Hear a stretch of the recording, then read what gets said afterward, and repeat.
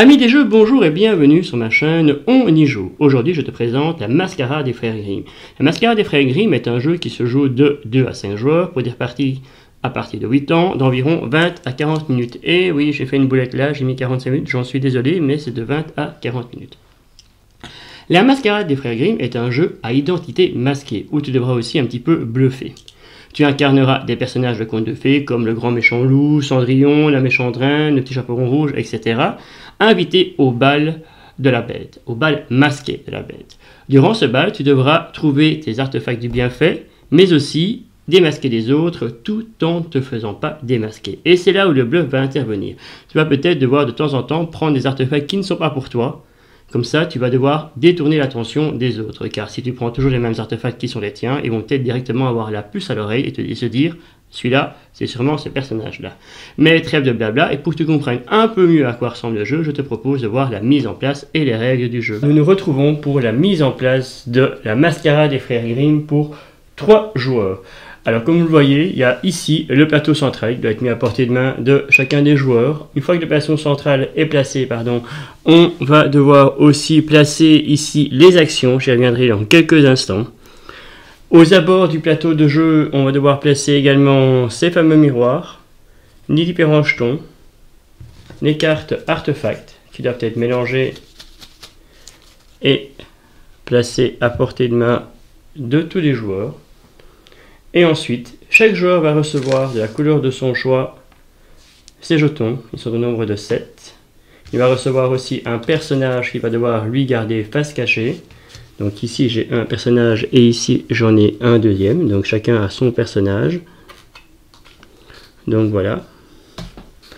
Ensuite, qu'est-ce qu'il va falloir faire? Il va falloir mettre au milieu du jeu, d'abord on aura pêché évidemment les 2 actions, moi j'avais déjà fait. Donc les actions, comme vous voyez, il y en a 3 différentes, une qui restera permanente et 2 qui vont changer à chaque manche. Je reviens dans quelques instants.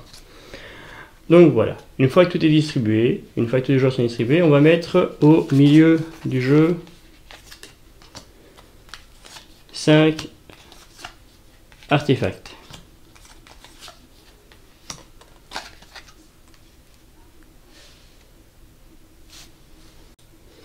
Alors les artefacts, eh bien c'est un peu spécial. On a sur chacun des personnages soit son artefact du bienfait, soit l'artefact du méfait. Le but du jeu évidemment est d'avoir les 3 artefacts du bienfait et ne pas avoir les 2 artefacts du méfait. Si on a les 2 artefacts du méfait, eh bien on devient perdant, on perd la manche et donc on doit se révéler. On pourra continuer à jouer la manche mais on ne pourra plus la gagner. Par contre, si on arrive à avoir ces 3 artefacts du bienfait, c'est une des façons de gagner une manche. Il y en a une autre, j'y reviens dans quelques instants. Donc voilà, donc chacun va devoir choisir. Premier joueur, on va dire que ce sera moi le premier joueur. Le premier joueur étant pas réellement une consigne pour voir qui choisit le premier joueur, soit vous le faites au jet de dés, soit vous trouvez une idée originale pour désigner le premier joueur. Donc moi ce que je vais faire, je vais prendre, il n'y en a aucun qui m'intéresse pour le moment, donc je vais prendre ici le déguisement. Voilà, au hasard, celle-ci, elle va prendre, ou il va prendre le miroir. Et ici, il va prendre le chaudron. Les 2 autres artefacts restants sont mis à la défausse. On n'en a plus besoin pour le moment. La partie se lance. Qu'est-ce qu'on doit faire quand c'est notre tour de jeu? On doit pêcher 2 artefacts. Alors, 2 artefacts. Un artefact premier, soit on le garde, soit on le donne à un autre joueur. Et ensuite, le second artefact, si on a donné le premier, eh bien on garde le deuxième. Et si on a donné le deuxième, on garde le premier. Donc voilà. Ici, j'ai pêché un déguisement. J'en avais déjà pris un. Je vais le garder. Ce qui fait que j'ai 2 déguisements. Et là, je dois donner une information sur moi. Soit je suis le petit chaperon rouge, et auquel cas j'ai vraiment très mal joué parce que je me révèle dès la première seconde et donc je perds dès la première seconde.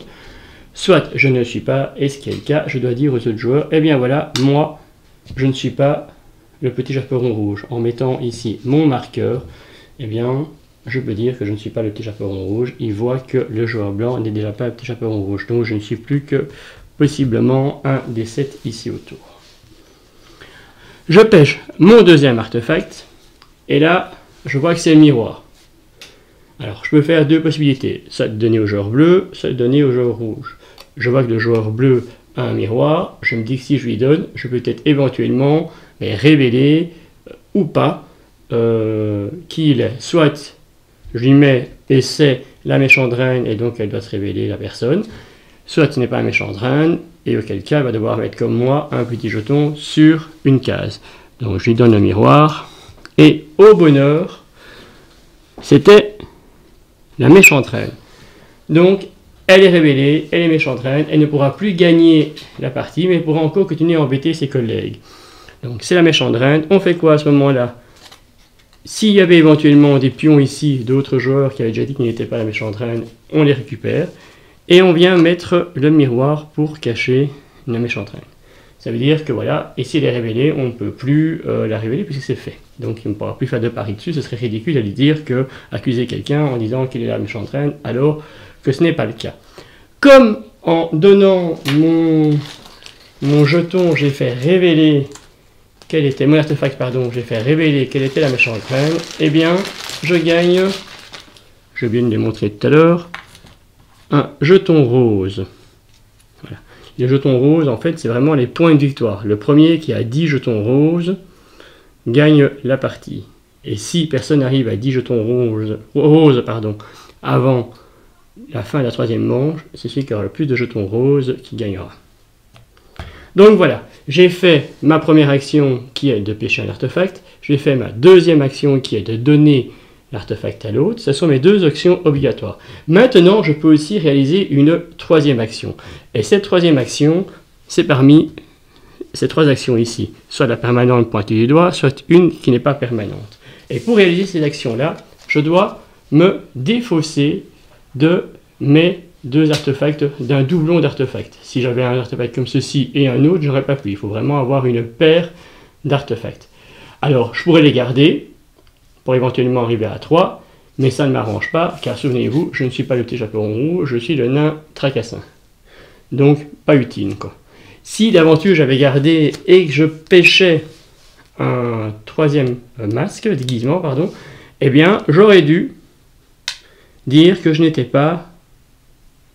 Où est-ce qu'il est? Je n'étais pas le grand méchant loup, puisque, voilà, j'avais trois artefacts de même de masque, et donc je ne suis pas le grand méchant loup. Mais ce n'est pas le cas, moi je vais les défausser pour pouvoir faire une des actions ici, et je vais pointer du doigt. Alors, pointer du doigt, c'est accuser un joueur d'être un personnage en particulier sur le jeu.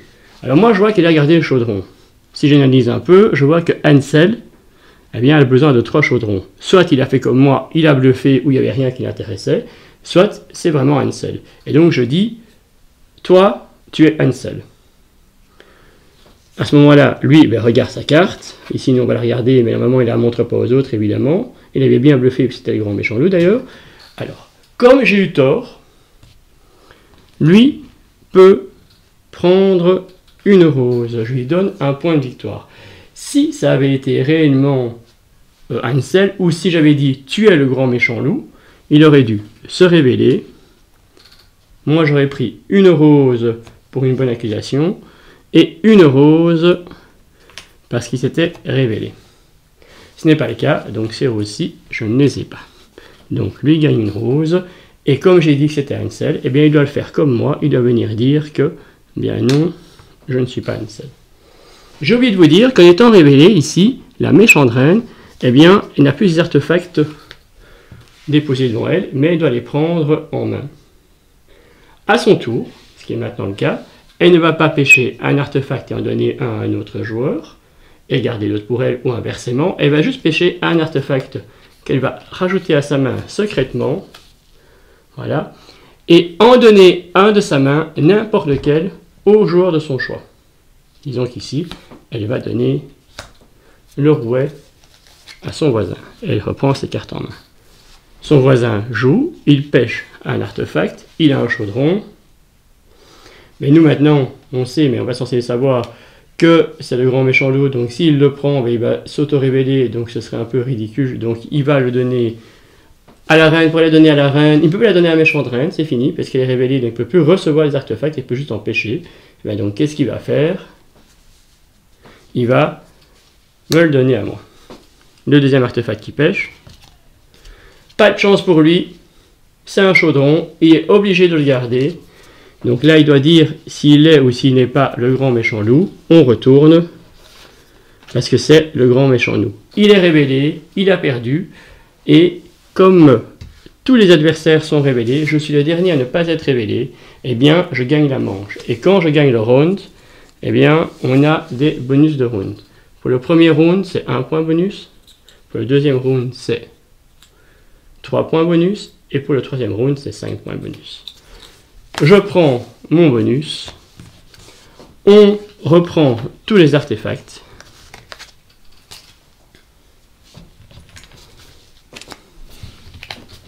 Voilà. On les remélange, on les remet.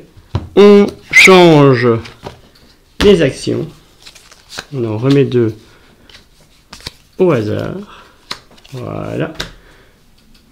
Je vais remettre cet artefact-ci, on va le remettre dedans. On prend tous les personnages. Voilà.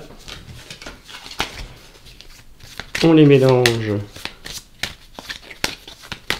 Et on les distribue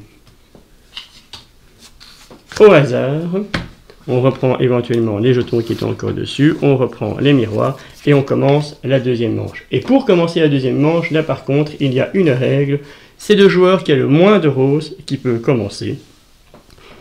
J'ai oublié de vous dire, deuxième round, c'est comme pour le premier. On étale 5 artefacts. Pourquoi 5? Ici c'est 5, mais si on était 4, on aurait mis 6, et si on était 2, on aurait mis 4. Pourquoi? Parce qu'en fait, on étale 2 artefacts en plus que le nombre de joueurs. Chacun va de nouveau prendre un artefact. Voilà. Ceux-ci vont dans la défausse.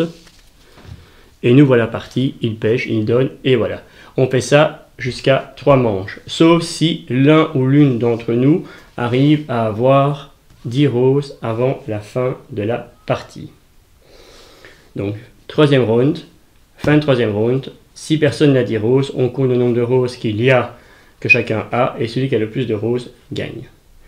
Voilà. Alors, il est à noter en fait que dans ce jeu, il y a aussi, on va dire, 3 mini-extensions, ou plutôt le côté expert du jeu. On peut éventuellement mettre en place les cartes paris. En début de partie, on pourrait éventuellement parier sur... En début de manche, pardon, on pourrait éventuellement parier pour dire qui va être le gagnant de la manche. Il y a aussi les pouvoirs spéciaux. Le perdant de la manche précédente peut avoir un pouvoir spécial à la manche suivante. Il aura le pouvoir du héros qui est décédé. Donc ici, par exemple, qui a été révélé. Ici, par exemple, la méchante reine a été révélée en premier lieu, donc c'est le perdant. Ben, le joueur qui est là-bas peut prendre le pouvoir de la méchante reine. Et enfin, il y a aussi l'option des petits trésors que l'on peut collecter. Et ces trésors-là, voilà, petits trésors, quand on les collecte, on peut dépenser des trésors à la place d'avoir 2 artefacts identiques pour faire une action. Donc voilà, c'est tout pour les règles du jeu de la mascarade des frères Grimm. Je reviens dans quelques instants pour les remarques. Et bien voilà, on se retrouve pour une rapide analyse de la mascarade des frères Grimm. Alors pour ceux et celles qui auraient vu ma vidéo sur mon top 10, il était au pied de mon podium. J'ai longuement hésité à le mettre un cran au-dessus, parce que j'aime vraiment beaucoup ce jeu. Alors pourquoi est-ce que j'aime beaucoup ce jeu? C'est le côté déjà identité cachée, on ne sait pas vraiment qui est l'autre, ce qui fait que ça nous emmène à un certain jeu d'enquête en regardant, tiens, lui a pris tel ou tel artefact, donc peut-être que c'est celui-là, mais il prend peut-être cet artefact-là parce qu'il a vraiment envie de me bluffer, et donc il prend des artefacts du malheur à risque peut-être éventuellement. Donc c'est vraiment ce côté bluff, différent côté enquête que j'aime beaucoup. Il est vraiment accessible même pour les enfants à partir de 8 ans, ils le disent parfois sur certains jeux. On dit que c'est accessible à partir de 8 ans, mais ce n'est pas le cas. Contrairement à ce que j'ai marqué aussi, c'est pas un jeu très long. Je rappelle, j'ai marqué j'ai marqué que c'était 45 minutes, mais non, c'est des jeux de 20 à 40 minutes, donc voilà.